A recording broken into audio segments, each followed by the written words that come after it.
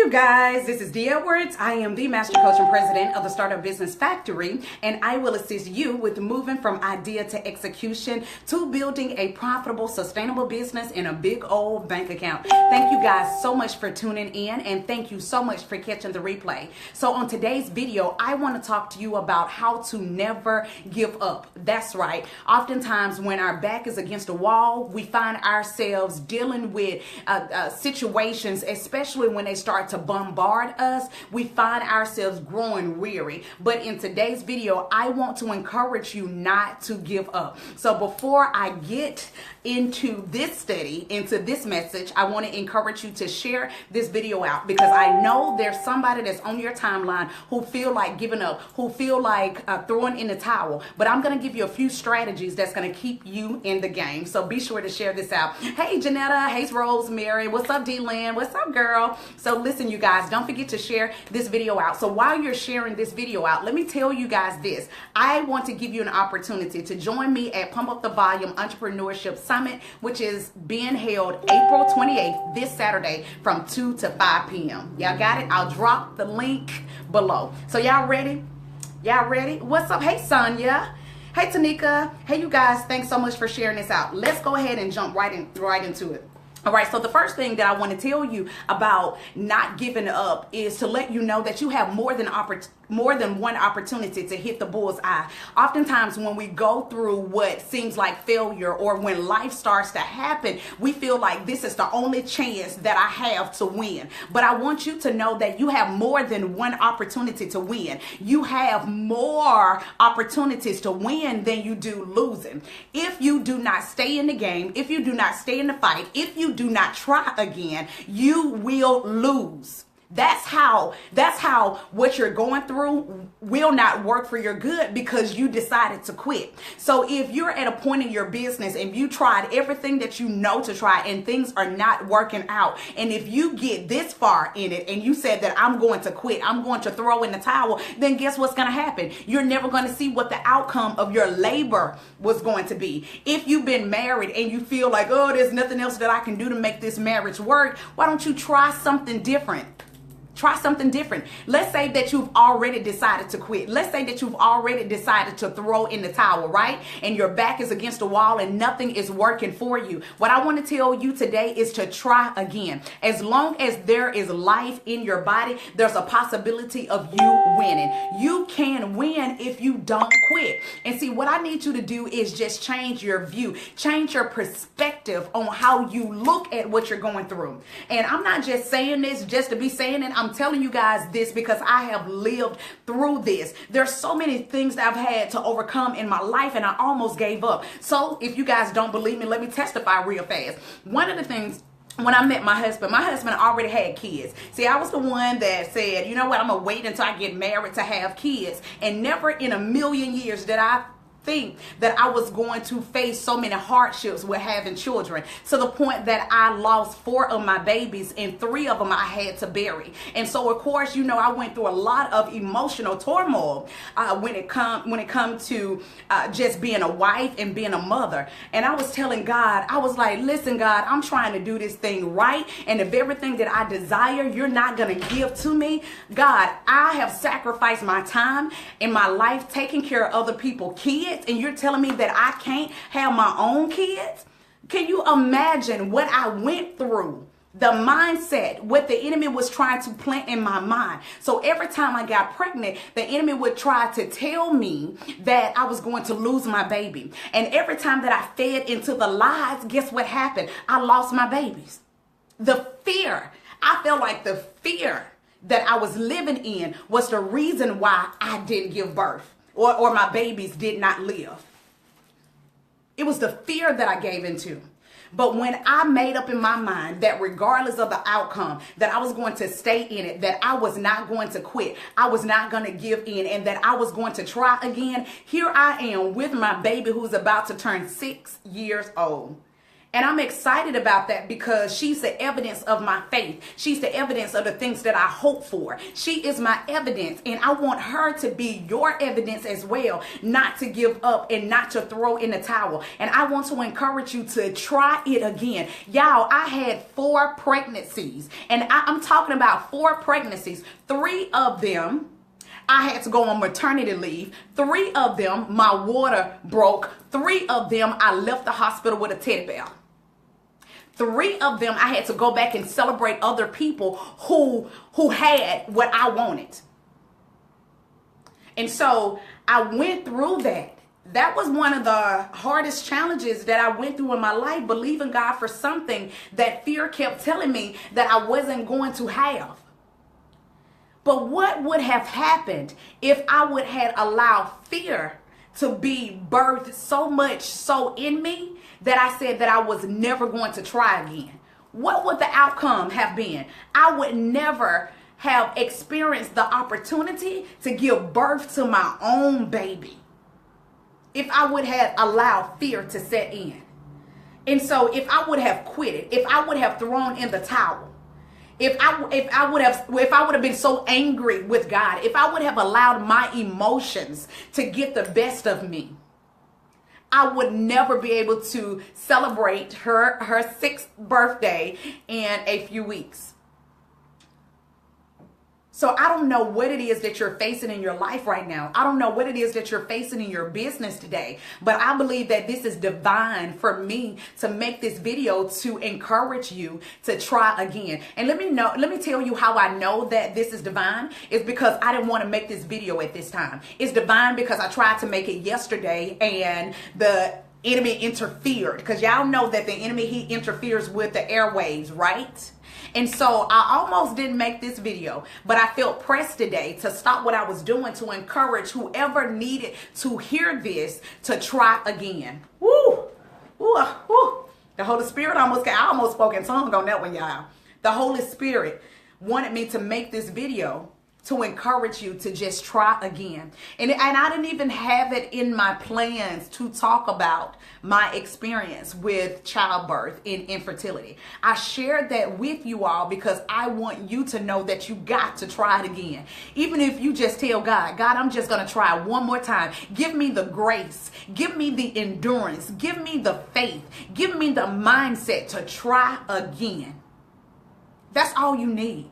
And if the Bible said that if ye be willing and obedient, you will eat the good of the land. I was willing to try again. I was obedient because God had already promised me. So look, let me tell you this. Let me really just testify to you all real fast. So before I gave birth to my children, God had already showed to me in a dream that I was going to have a little girl. I remember that my husband, this was in a dream, my husband was on his bended knee talking to this pretty little girl. And I remember asking God in the dream, I said, God, who little girl is that? And God told me that was my little girl. Now keep in mind, he gave me that dream before the manifestation. He gave me that dream before the issues. He gave me that dream before the problems. And see, most of you all have already seen the end result, but the problems and the issue is keeping you off focus. It's keeping you from getting to the promise. You're so focused on the issues and the problems that you're promising further away.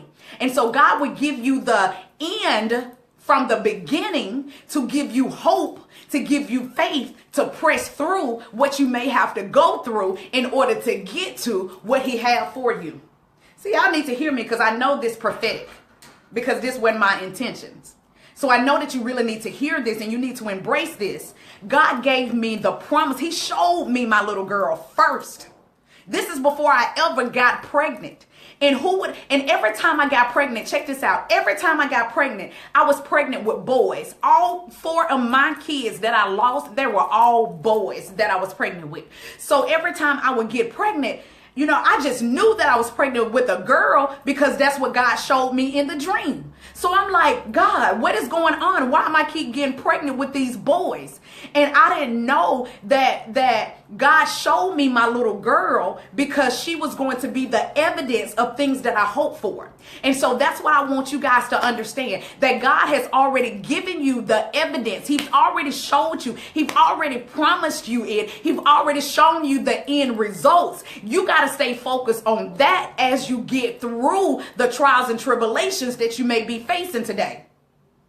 So if you're facing issues in your business, if you're facing issues with your money, if you're facing issues in your relationship with your children, and you feel that it's not going to come to pass, I want you to go back to the beginning before you had all of these issues and remember the promise. That's all I want you to do. I want you to remember the promise, and I want you to fight. That's why y'all need to grab my book too, The Comeback, because y'all gonna really hear my testimony, how God got us to this place. Y'all gonna be amazed. But I want you to go back to the beginning when God showed you the manifestation, when he showed you your motivation for doing what you're doing now.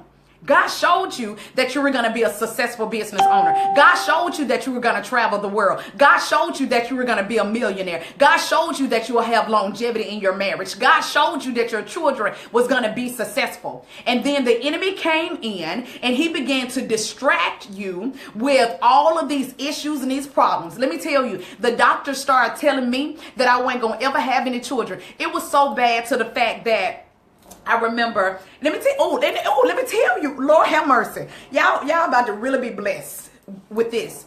When I got pregnant with my daughter, God just brought this to my remembrance, y'all. And y'all need to share this out. God just brought this to my remembrance. When I was pregnant with Aubrey, the one that I have today, at 12 weeks, my body started going into preterm labor. The doctors, they just gave up. They felt so bad for me because they knew that Aubrey was my 5th try. And they said, I don't know why your body is going into preterm labor. I don't know why that you're about to lose your baby. They sent me home and they told me that my baby would pass when I go to the bathroom in the next 24 hours. So I want you to know that I'm telling you guys this because the enemy will make you feel as if you're about to abort or you're about to miscarry the promise. But when I went home, I didn't fall prey into what the doctor said. I started interceding and I started praying and I started confessing and I started bringing to God's remembrance everything that he told me concerning my child. I remind him of the promise that he gave me. I reminded him of the dream that he gave me. So I went home and I started praying. I started interceding. And I made it through that weekend. And I ended up going to the doctor. And as I was walking upstairs to the doctor, I started having blood clots. I had to use the restroom downstairs. I started having blood clots. And when I went upstairs, and my doctor told me that she needed to check me, I told the doctor, I said, there's no need. My baby have passed. I just had all these blood clots to pass in the toilet downstairs. So because of all the issues that I had already experienced, I told her that the baby was gone. I told her that the baby had died. She said, I'm going to check you anyway. And when she checked, I was still pregnant with Aubrey. Y'all, come on, somebody. I got chills as I'm telling you guys this. Because this is me checking you on the behalf of God. I'm your checkmate. I'm the evidence. I'm the reminder for you of God's promise concerning everything that he said. So my doctor, when she checked me and she said that the baby is still viable, the baby is still healthy, and I want you to know that your promise is still viable. Your promise is still alive. It's not dead. It's still viable. What are you going to do? And when I left the doctor that day, I was just giving God praises. But check this out. Although I had a viable baby, the enemy was not going to just give up that quickly. He thought that he had took my baby at 12 weeks. From that time forward, I was in and out of the hospital. I had to have surgeries while I was pregnant. They didn't even know if the baby would survive through the surgeries. I had to be on permanent bed rest where I couldn't even walk to my toilet. My husband had to put a porta potty in our bedroom. I couldn't even walk to the refrigerator. My husband had to put a refrigerator in our bedroom. I couldn't leave the house. I had to give myself shots in my stomach twice a day. I had to take pills. I had to go to the doctor once a week, sometimes twice a week. I was in and out of the hospital so many times during the birth of my promise. Y'all need to hear this. I was in and out of the hospital, had to go through all of that transition in the midst of giving birth to my promise. I just want to pause for a second, and I need you guys to embrace that. I just want to pause for a second because I need you guys to really hear that I had to go through all of that. I couldn't walk. As a matter of fact, y'all, I even lost my job trying to give birth to the promise. I lost my job, y'all. This was a job that I had been with the company for almost 5 years, had a 6-figure compensation package. I was top of the company. I was traveling. I was training everybody. So my job was not in jeopardy. I was making the company millions of dollars. Like, I was straight. But guess what? Everything, trying everything. I lost basically everything trying to give birth to the promise. And so some of you guys right now, you may feel that you're losing everything. You may look around in your life and you may feel like what you're going through is not looking like the promise. It's not looking like what God said. But I want to encourage you today that you can't give up, because weeping may endure for a moment, but joy comes in the morning. And when I gave birth to Aubrey, when I gave birth to the promise, my baby unlocked everything that was locked. She unlocked everything that was hidden. She unlocked everything. My baby is the reason that we start walking into a wealthy place. My baby is the reason why we don't want for anything. My baby is the reason why our businesses are successful, that the favor of God is on our life, because we endured through all of that to give birth to the promise. And so I want you to know that when you say yes to God and when you are willing and obedient, you will eat the good of the land. But you can't give up. You'll never experience what the good of the land look like for you if you were to give up and if you were to quit. I'm telling you guys, I know that this message is prophetic. Y'all, I had 8 pointers that I was going to give you guys today. But I just feel like this is what the Spirit of the Lord wants somebody on here to really hear today. Not to give up. Not to give up.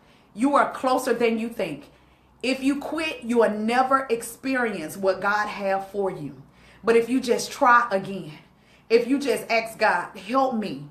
God, give me faith the size of a mustard seed so I can speak to the mountains in my life so that they can be removed. When I said yes to God and I submitted my will to Him, everything in my life, y'all, it shifted, it changed. And I thought it was for the bad. I thought God was mad at me. I thought God was angry with me. I kept saying, Lord, did I bring this upon myself? I was like Job. Because even after I gave birth to my promise, things didn't just turn out, ooh, the promise is here and all glory to the King. Yeah, I end up having, after I gave birth to my baby, 2 weeks later, I end up having to have surgery that almost killed me. You understand me? The doctors didn't even want to perform the surgery. They didn't even want to perform the surgery because it was 2 weeks after I had my baby. And after I had the surgery, it was one of the worst surgeries that you could ever really have. Nobody liked to experience this type of surgery that I had. And I found myself taking pain pills and I almost became addicted to pain medicine because I was trying to soothe the pain. And no matter what I did, y'all don't even understand, no matter what I did, the pain would not go away. And I remember going through that process, and when I thought, I'm talking about so much so, I was in so much pain that I said, God, you allowed me to give birth to the promise, but I can't even take care of her because I'm in so much pain. And so y'all wouldn't even believe what happened next. After I had the surgery and I'm trying to recover, after that, Y'all, I end up having to have the surgery again. Oh, the doctors, I mean, everybody, nurses, doctors, everybody, they feel so bad for me because I finally had the baby that I desired. See, this is what happened even when you touch the promise. That even after I had my baby, I went through that horrible surgery. During my recovery period, which was pure hell, I end up having to have surgery again. And so now at this time, I'm really emotional with God because I don't understand.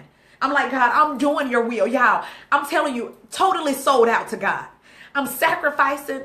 I'm being obedient with my time, my talent, my money. I'm like, I'm doing everything that God tell me to do. And I couldn't understand why God would have me to go through this process in my life. I could not understand. I felt like I couldn't win for losing. I'm like, every time I tried, I just felt like something was always against me. I just, like, seriously. I really did. I felt like everything was against me. And I believe that God allowed me to experience and lay eyes on my promise, because if I would have gone through those surgeries without being able to lay eyes on my promise, I don't know where I would be. I don't even think I would have made it, because I was in so much pain that I probably would have committed suicide. I was in just that much pain. And so in your journey, God will begin to send you signs. He'll give you stuff. He'll give you things. He'll give you people. He'll give you words. He'll allow you to see lives like this that will encourage you just to hold on just a little while longer.